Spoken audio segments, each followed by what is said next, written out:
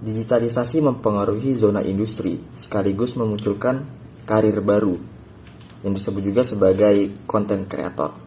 Mereka yang memanfaatkan digitalisasi ini untuk membuat sebuah konten yang nantinya dipublish dan menjadi konsumsi publik. Dan biasanya konten-konten ini berisi berbagai macam hal, mulai dari pendidikan, hiburan, pekerjaan, hingga sensasi. Salah satu contoh pelaku dari konten kreator disebut juga sebagai YouTuber. Halo semuanya, perkenalkan namaku Muhammad Alif Anwar dengan NIM A11 2021 13717. Aku dari kelas A11 4113 dan kembali lagi di channel Nugasku. Jadi pada kesempatan kali ini aku akan sedikit membahas yang berkaitan dengan YouTuber, sekaligus memenuhi tugas mata kuliah pengantar teknologi informasi yang diampu oleh Bapak Ricardus Anggi Pramunendar. Nah, pada video ini aku ingin membagi beberapa segmen yang dimana aku akan menjelaskan mengenai perangkat-perangkat apa aja sih yang dibutuhkan oleh YouTuber pemula. Lalu perangkat apa aja sih yang aku gunakan dalam membuat sebuah konten, salah satunya pada video kali ini.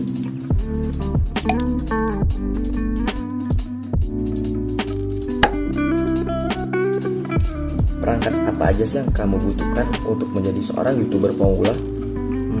Menarik.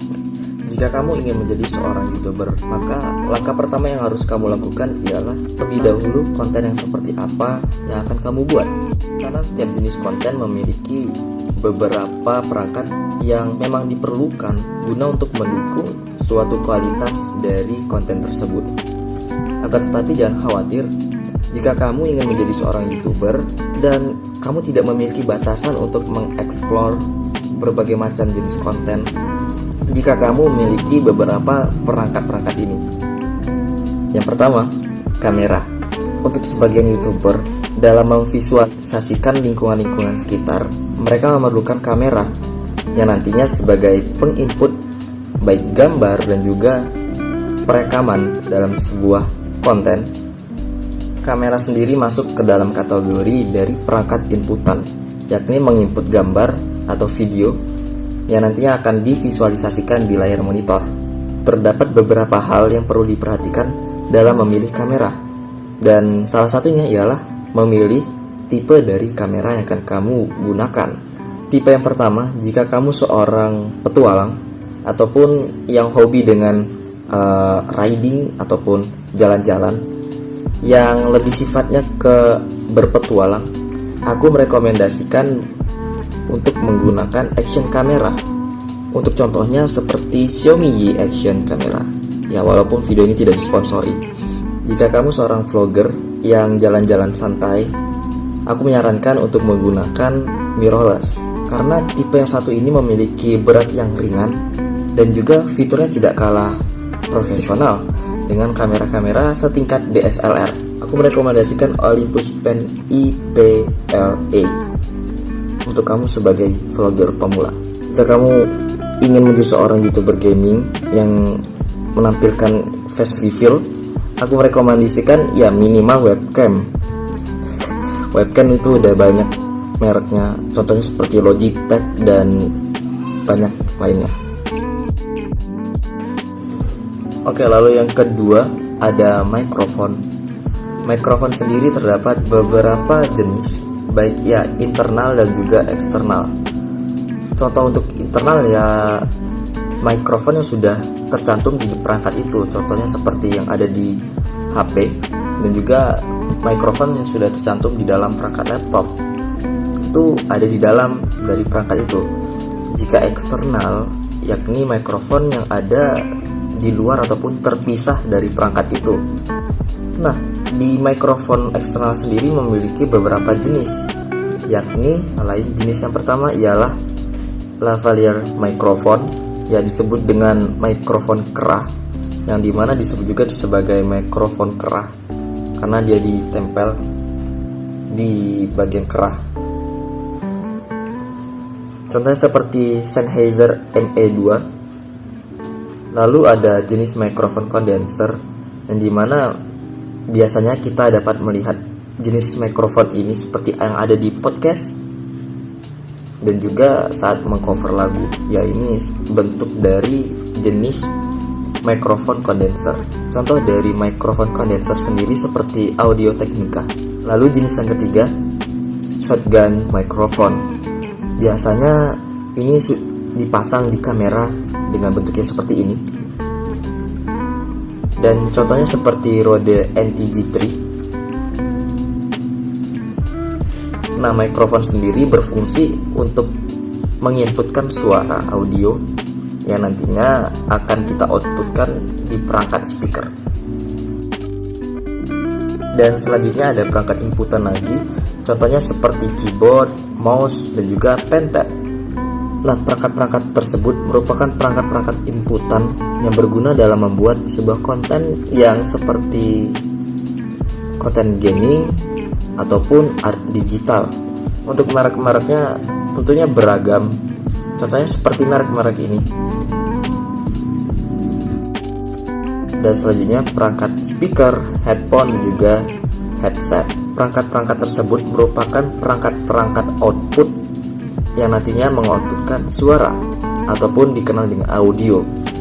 Terdapat beberapa hal perbedaan antara jenis perangkat tersebut. Dari headphone dan headset saja sudah berbeda. Headset sendiri merupakan gabungan dari dua jenis perangkat, yakni output dan juga input. Jadi dia dapat mengeluarkan suara, mengoutputkan audio, dan juga sebagai penginputan dari suara karena terdapat device seperti mikrofon ataupun sound card. Dan untuk headphone sendiri tidak memiliki perangkat mikrofon, jadi dia pure sebagai pengoutput suara. Begitu juga dengan speaker. Untuk contoh merek dari perangkat tersebut, contohnya seperti Logitech, Razer, dan juga biasanya JBL. Dan selanjutnya perangkat PC dan perangkat laptop. PC dan laptop ini merupakan perangkat yang dimana memiliki banyak peran, baik dia merekam screen dan juga merekam audio. Ya, ini juga sudah multifungsi hingga dalam proses editing. Ya, sangat multifungsi sekali PC ataupun laptop. PC sendiri merupakan kumpulan dari perangkat-perangkat elektronik yang terpisah-pisah yang digabungkan menjadi satu perangkat, itu dia PC. Laptop sendiri merupakan bentuk ringkas ataupun ringannya dari sebuah PC. Lalu terdapat spesifikasi minimal yang saya sarankan. Yang pertama, aku menyarankan dalam penggunaan prosesor menggunakan Intel i5 atau menggunakan AMD FX 8350. Selanjutnya seperti RAM, ya untuk standar mungkin ke bawah di area 8 GB dengan menggunakan SSD. Ya, saranku menggunakan SSD karena lebih ringan dengan jumlah kapasitas sekitaran 512 GB. VGA menyesuaikan dari game apa yang kamu mainkan dan juga apa yang akan kamu buat. Contohnya seperti Nvidia itu juga sudah banyak jenisnya, kamu bisa memilihnya. Untuk lebih rincinya kamu bisa mengunjungi website Nvidia langsung. Dan selanjutnya peralatan pendukung. Nah, tidak kalah pentingnya peralatan-peralatan yang ada di komputer. Peralatan-peralatan pendukung ini contohnya seperti lighting yang saya gunakan. Jika saya tidak menggunakan lighting ini ya bakal gelap banget. Ya, gelap banget. Boom. Nah, ini pakai lighting. Jadi menggunakan pencahayaan itu juga penting. Lalu menggunakan tripod untuk kamera. Ini saja contohnya peralatan pendukung di luar komputer seperti lighting sebagai pencahayaan, lalu ada tripod dan masih banyak lagi. Tapi dua hal itu juga yang krusial menurutku. Dan selanjutnya smartphone. Tidak kalah dengan PC ataupun laptop, smartphone sendiri memiliki banyak fungsinya, ya multifungsi. Baik dia merekam, kamera ini yang aku gunakan juga menggunakan smartphone. Lalu dalam merekam audio, lalu hingga proses editing juga bisa dalam satu perangkat ini, smartphone. Ya multifungsi sekali ya tidak dapat dipungkiri. Namun saya merekomendasikan spesifikasi minimal demi kelancaran membuat sebuah konten. Yang pertama, kamu dapat memilih spesifikasi Android ataupun ya untuk karena sebagian besar pengguna Android, tipe Android. Jadi memilih di tipe 9 ke atas jenisnya, Android tipe 9 ke atas.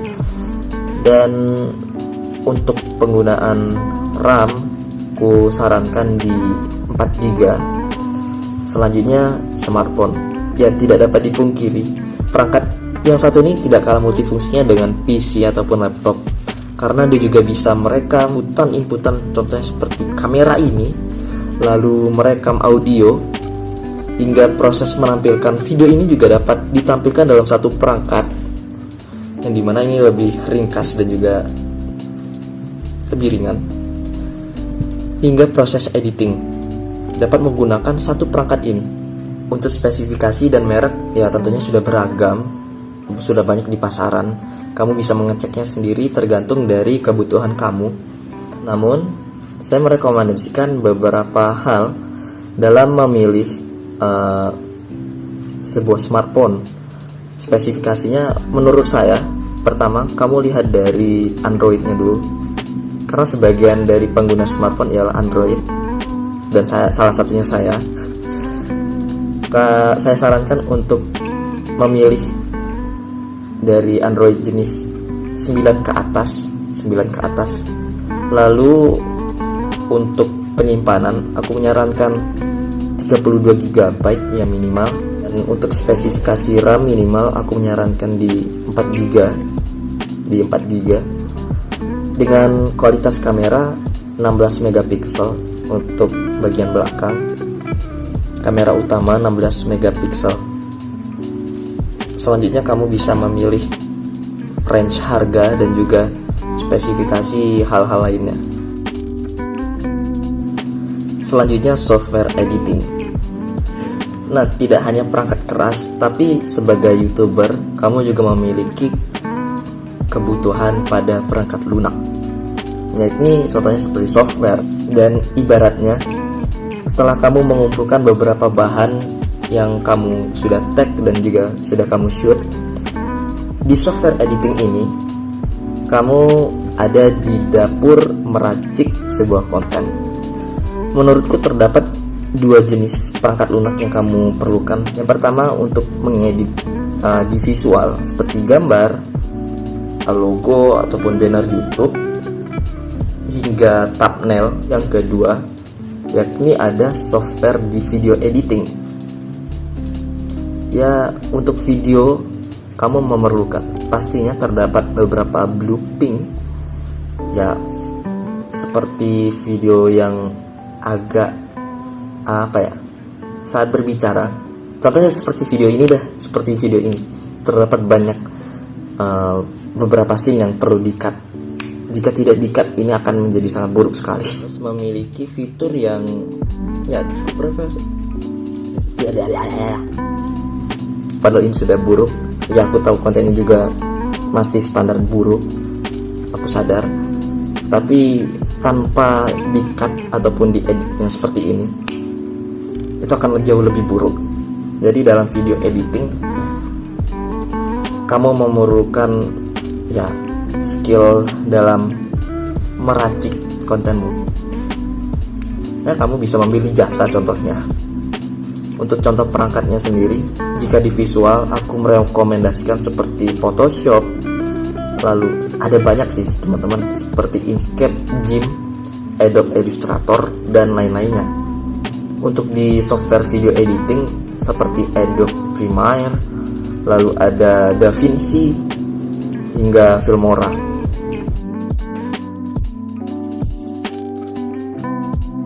Dan pembahasan kita yang kedua, yakni kita akan membahas mengenai perangkat apa aja sih yang aku butuhkan dalam membuat sebuah konten. Yakni ya konten, contohnya konten yang kali ini aku buat, aku membaginya menjadi beberapa perangkat saja ya, lebih enak. Yakni dalam perekaman dan juga pengeditan. Dalam perekaman aku menggunakan smartphone, ya lebih tepatnya Android. Aku menggunakan smartphone Android Poco X3 NFC, baik dari kamera dan juga mic. Dan dalam perekaman sendiri aku menggunakan perangkat pendukung lainnya seperti ya lampu belajar ini. Aku menggunakan aku buat sendiri menggunakan stick es krim dan juga kardus. Ya, tampilan seperti ini. Untuk proses pengeditan 80% aku menggunakan smartphone dan 20% sisanya itu aku menggunakan laptop. Ya, ini laptopnya. Ya, laptop ini mereknya laptop lama Pak, Asus X452e dengan RAM saat ini RAM-nya 4 GB. Untuk laptop ya syukuran ini ya cukup 20% saja dalam proses pengeditan karena tidak kuat.